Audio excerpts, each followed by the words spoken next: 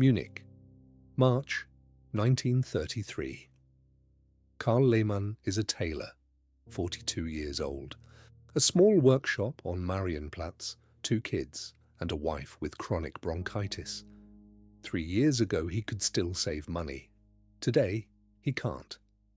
He's standing at the window watching a column march down the street.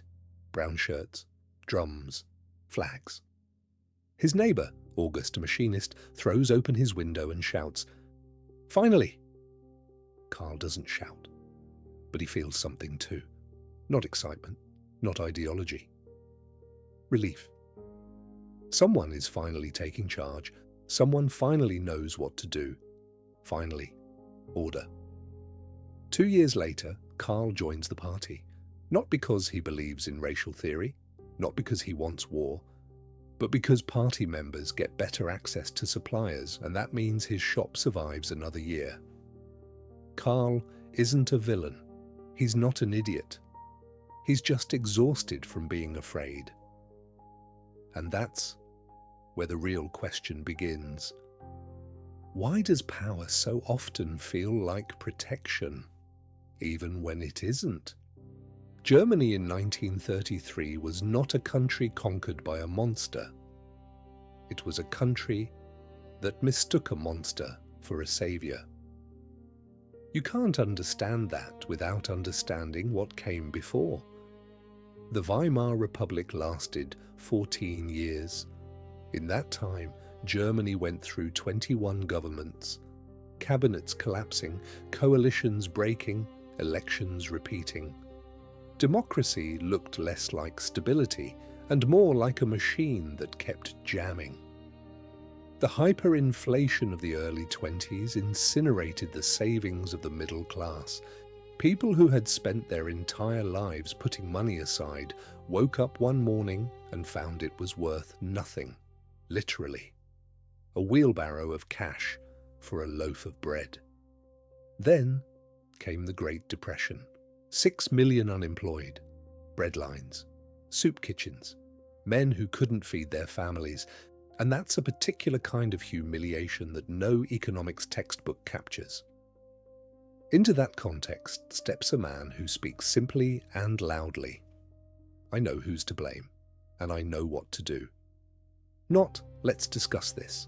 Not, there are several perspectives worth considering. No, I know. Simplicity in a moment of chaos isn't a weakness of argument. It's the argument's greatest strength. And this isn't something uniquely German. It's something uniquely human. There's a concept psychologists call terror management theory. It sounds academic, but the idea is simple. When a person faces a threat, real or perceived, they stop searching for truth and start searching for certainty. Not the right answer. Any answer. Under fear, the brain changes priorities. Analysis slows down. Survival systems take over. On the savannah, if a leopard appeared, the person who stopped to analyze the situation didn't survive. The one who followed the leader did. The problem is that this mechanism is completely unadapted to the modern world. Because in the modern world, the leopards are inflation, unemployment, pandemics, terrorism, real threats, but diffuse. No fangs, no clear direction. And the brain does what it knows how to do. It looks for a leader. Psychologist Bob Altermeyer spent decades studying what he called authoritarian submission. What he found was that it isn't a fixed personality trait. It's a state that gets activated by threat. In other words, the same person in a stable environment, independent, critical, questioning. That same person under fear and uncertainty seeks hierarchy, seeks someone who knows, seeks structure. Authoritarianism isn't an ideology for bad people. It's a survival mode for ordinary ones. And here is the crucial point. A power that wants to entrench itself doesn't need to create a real threat. It only needs to maintain the feeling of one. A constant, low-grade background hum. Enemies, crisis, instability. Everything is falling apart. Only we are holding it together. Only we know how. This isn't propaganda in the crude sense. It's the management of an emotional climate. It's tuning the frequency on which a society operates.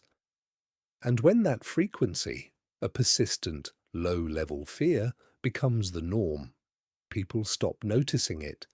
They simply know, without a firm hand, things would be worse. How do they know? They feel it. And in a state of anxiety, feeling is more persuasive than any argument. Karl Lehmann didn't analyze Hitler. He felt relief. That was enough. New York City, 2009. A large consulting firm, mid-downturn. A third of the team has already been let go. The ones who remain don't know who's next. The division director is known for screaming at employees in meetings. Public humiliation is part of his management style. He never gives praise. He keeps everyone in a state of constant uncertainty. No one knows what he's thinking, whether he's satisfied, whether you're already on the list. By every management textbook, a toxic leader. HR should have dealt with it years ago.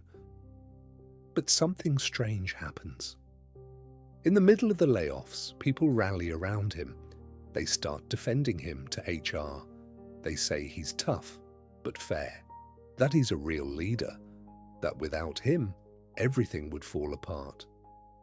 One of the employees, sharp, educated, a woman named Margaret, would later say in an interview, "I knew he was a bad person, but he seemed like the only one who had control over the situation, and at that moment, control was all that mattered." This isn't 1930s Germany. This is Manhattan. These are educated people with advanced degrees. And the mechanism is identical. Fear doesn't ask what century you're living in. For a long time, the assumption was, people support authoritarian power because they believe in its ideology. Believed in Nazism, so they were Nazis. Believed in the cult of personality, so they were fanatics. Defended the abusive boss, so something must be wrong with them. But the problem wasn't there. The problem is that we had the cause and effect backwards. People rarely support power because they already believe in it. They begin to believe in it because they've already given their support, because the fear came first, because the relief was real, because the brain, after the fact, builds ideology around a choice that's already been made. This isn't a failure of character. It's the architecture of the mind. And that's precisely why it's so difficult to see from the inside. Karl Lehmann died in 1951. Not the war, pneumonia. What he thought, at the end, we don't know. But here's what we do know. In March 1933, standing at his window watching the brown shirts march past, he wasn't thinking about the future. He was thinking about next month, about fabric, about medicine for his wife. He wasn't choosing between good and evil. He was choosing between fear and relief. And that is the most uncomfortable thing you can say about human nature. Not that people are evil, but that they are normal. And under certain conditions, normality is the most frightening thing of all.